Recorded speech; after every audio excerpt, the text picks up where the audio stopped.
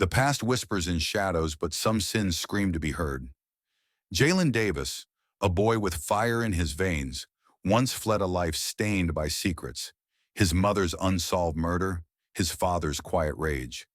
Now 16, he's a debate prodigy, bearing his haunted past in books. Until Principal Miller, eyes cold as steel, expels him. Cheating, he claims, a lie dripping with malice. The next day, a billionaire's helicopter tears the sky apart, landing at school with an offer cloaked in danger. Jalen's return isn't just defiance, it's a detonation. Corruption festers. Threats coil around his family's farm. Lives hang in the balance. Subscribe if you care for the broken. Another tale of grit awaits. The reckoning has claws, and it's hungry. The air hung heavy with late summer heat, the kind that clings to your skin and makes every breath a fight. Jalen Davis stood outside Jefferson High, fists clenched, staring at the rusted gates he'd walked through 100 times. Yesterday, they'd slammed shut behind him, expelled, branded a cheat. The word stung worse than the lie itself. His debate trophy, still warm from his grip at regionals, sat useless in his backpack. He'd earned it, every word, every rebuttal. But Principal Miller didn't care. "You don't belong here, boy," he'd sneered, his voice a blade slicing through Jalen's pride. Marcus Davis, Jalen's father, watched from the truck, his calloused hands tight on the wheel. A black farmer with dirt under his nails and grief in his bones. He'd raised Jalen alone since Lila, his wife, Jalen's mother, was found lifeless in their barn 8 years ago. No arrests, no answers. Just whispers of trouble and eyes that looked away. Marcus had taught Jalen to fight with words, not fists, but now his own knuckles ached to break something. Someone. The expulsion wasn't random. Jalen felt it in his gut. Miller's eyes had lingered too long, his smirk too sharp. It wasn't about the test Jalen aced without a cheat sheet. It was about the debate 2 weeks back, when Jalen dismantled the mayor's son on stage, called out the town's rotting core, the land grabs, the accidents that hit black farmers hardest. The crowd had roared. Miller hadn't. Ms. Turner, Jalen's English teacher, had warned him that morning. "You're poking a bear, Jalen," she'd said, her voice low, her brown eyes flickering with fear and fire. She'd slipped him a note. "Meet me at the Oak Grove, 6 p.m. He didn't know why, but he trusted her. She'd been the only one to clap when he'd walked off that debate stage. Now, standing in the dust, Jalen heard it, a low thrum slicing through the stillness. A shadow crept over the schoolyard. Kids spilled out, pointing skyward. A helicopter, sleek and black, descended like a predator, its blades kicking up grit that stung Jalen's face. The door slid open, and a man stepped out. Tall, gray suit pristine, eyes hidden behind shades. He carried a briefcase and a smile that didn't reach his face. "Jalen Davis?" His voice cut through the chaos. "Mr. Hargrove wants to meet you." Hargrove.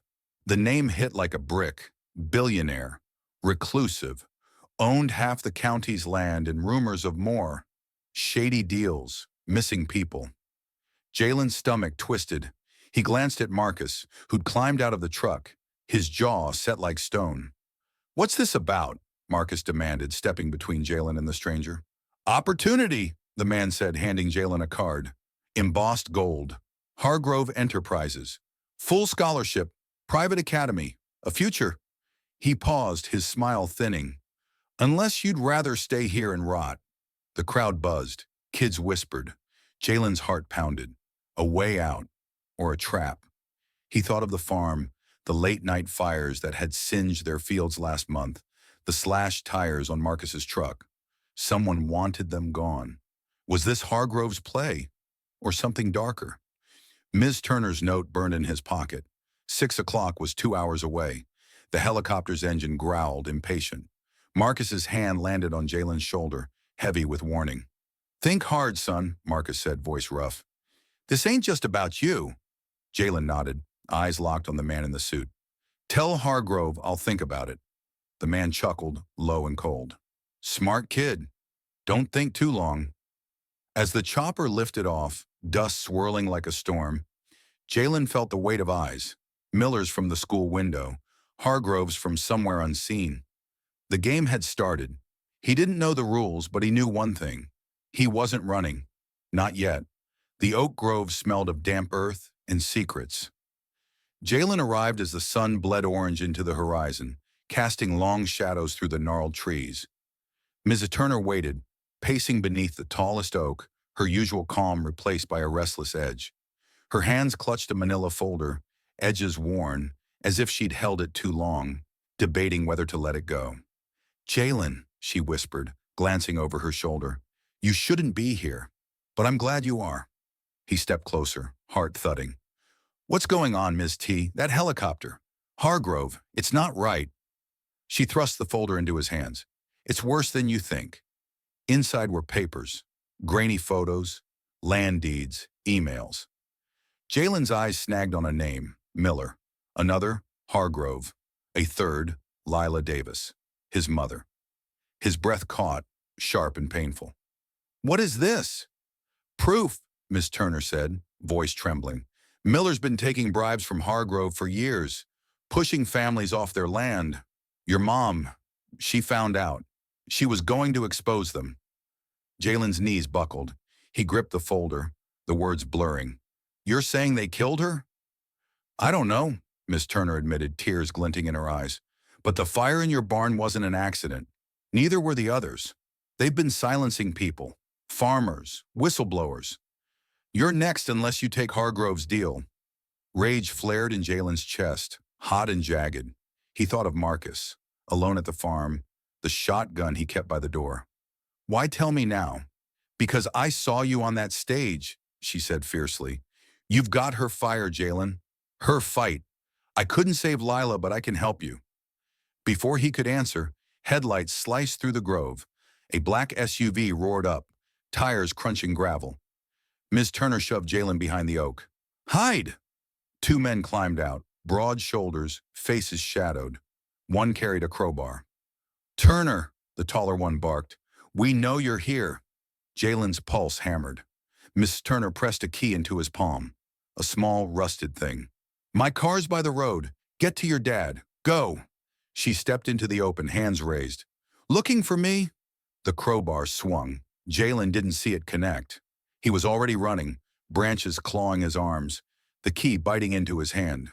Behind him, a scream cut off, abrupt and final. He stumbled, bile rising, but kept moving. Ms. Turner's car, an old sedan, waited where she'd said. He fumbled the key, engine sputtering to life, and peeled out, gravel spraying. The farm was 10 miles away.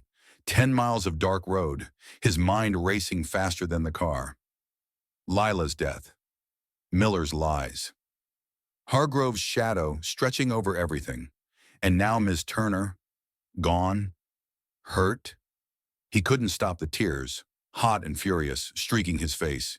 He skidded into the farm's driveway, headlights catching Marcus on the porch, shotgun in hand. Smoke curled from the barn. Another fire. Marcus's eyes widened as Jalen leapt out, folder clutched to his chest. "Son, what?" "They killed Mom," Jalen choked out. "They're coming for us." Marcus's face hardened, grief and fury warring in his gaze. He pulled Jalen close, the shotgun cold against Jalen's back. "Then we fight." Across the field, headlights winked. 2, then 4, then 6. Engines growled in the distance. The night thickened with menace, the air tasting of ash and betrayal. Jalen gripped the folder tighter.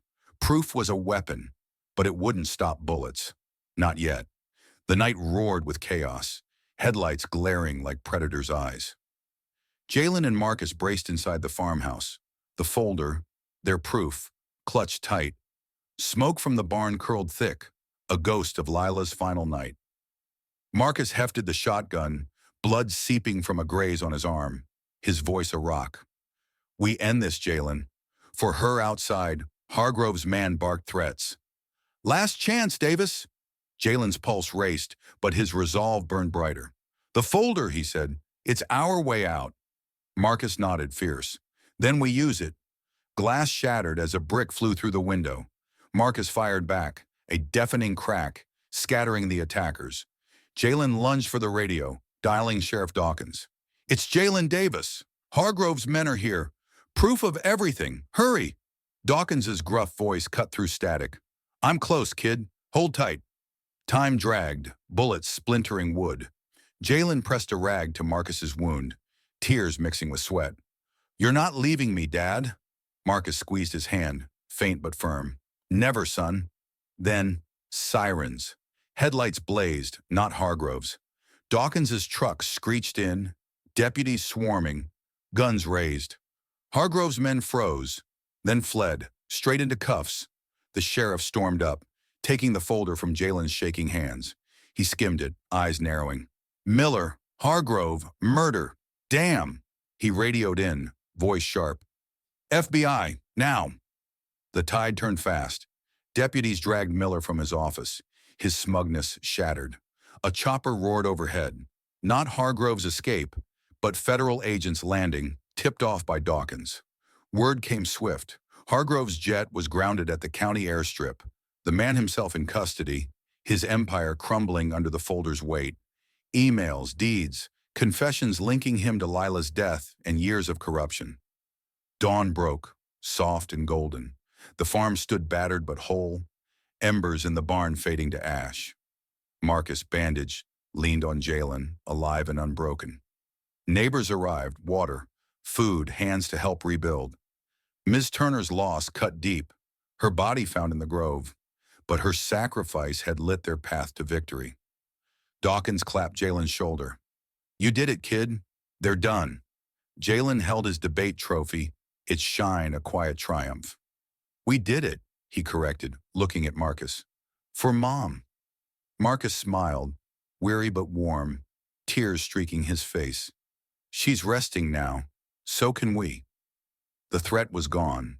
Miller jailed, Hargrove locked away, their schemes exposed. The community rallied, vowing to heal the land and its people together. Jalen felt Lila's presence, not as fire now, but as peace. He hugged Marcus tight, the sun warming their backs. It's over, Dad. We're free. And in that light, they weren't fighting anymore. They were home. Evil fell, and hope rose. Subscribe if you cheer for the brave. A new story of triumph waits.